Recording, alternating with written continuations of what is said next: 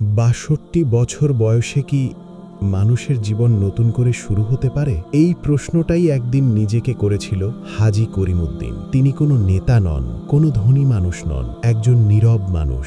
বয়স তখন ৬২। মাথার চুল প্রায় সাদা হয়ে গেছে, হাত কাঁপে, চোখে লেগে আছে ক্লান্ত জীবনের ছাপ। গ্রামের মানুষ তাকে শুধু এক নামেই চিনত, বুড়ো মানুষ। সারা জীবন অন্যের জমিতে কাজ করে তিনি জীবন কাটিয়েছেন।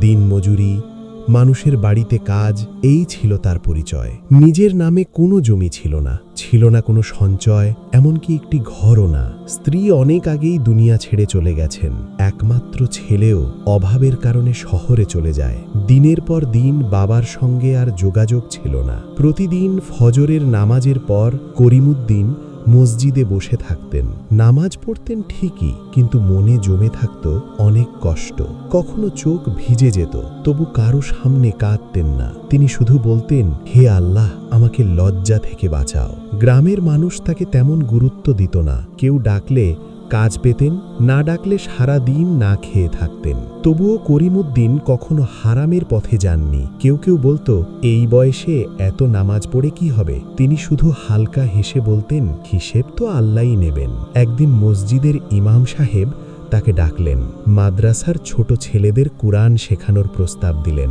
কোনো বেতন নেই, শুধু সওয়াবের আশা। করিমউদ্দিন এক মুহূর্তও দেরি করেননি। ধীরে ধীরে আদর করে তিনি বাচ্চাদের কোরআন শেখাতে লাগলেন। শিশুরা তাকে খুব ভালোবাসতে শুরু করল। গ্রামের মানুষ লক্ষ্য করল, এই মানুষটার আখলাক আলাদা। তার ঈমান আর সততা মানুষের চোখে পড়তে লাগল। যাকাত দিতে চাইলে ইমাম সাহেব বলতেন, করিম চাচাকে দাও, তিনি আমানতদার। এই বিশ্বাস তৈরি হলো। আস্তে আস্তে তার হাতে দায়িত্ব আসতে লাগল। মসজিদের দেখাশোনা, এতিমদের পড়ানো, সবই তিনি করতেন। ৬৫ বছর বয়সে এসে তিনি পেলেন এমন সম্মান যা আগে কখনো পাননি। গ্রামের মানুষ মিলে তার জন্য একটি ছোট ঘর বানিয়ে দিল। একদিন হারানো ছেলেটিও ফিরে এলো। বাবার পা জড়িয়ে ধরে সে কেঁদে ফেলল। করিমউদ্দিন তখন বললেন, আমি দেরিতে সফল হইনি, আল্লাহ আমাকে সঠিক সময়েই তুলে ধরেছেন।